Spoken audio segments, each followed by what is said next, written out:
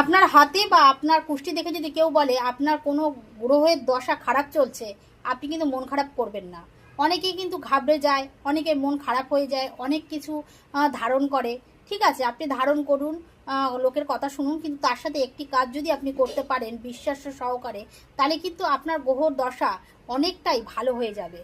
দেখুন, মানুষ ধরুন আপনি কাউকে ভয় পাচ্ছেন, তাহলে ভয় পেলে বা তার উপর যদি আপনার একটা থাকে যে ও আমাকে ভয় দেখাচ্ছে বা আমার খারাপ করছে, তা আপনার তার প্রতি একটা মনের মধ্যে একটা খারাপ প্রভাব থেকে যায়।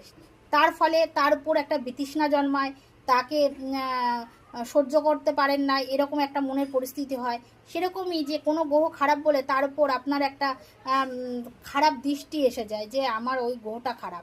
এরকম কোনো সময় মনে করবে না। সে যে গ্রহই যদি খারাপ হোক না কেন, আপনি তাকের উপর একটা বিশ্বাস রাখবেন, তাকে অন্তত আপনি ভালো চোখে দেখবেন, সম্মান করবেন, রেসপেক্ট করবেন। দেখবেন আপনার সেই গ্রহ যখন দেখবে যে আপনি তাকে শ্রদ্ধা করছেন, তাকে মান্যতা দিচ্ছেন, তার কথা চিন্তা করছেন যে সে আমার ভালোই করবে, এরকম মনোভাব আপনার মধ্যে তৈরি হয়ে যাচ্ছে, তখন দেখবেন সেই গ্রহ খারাপ থাকা সত্ত্বেও আপনাকে সুফল দান করবে। এই কাজটি অবশ্যই করবেন।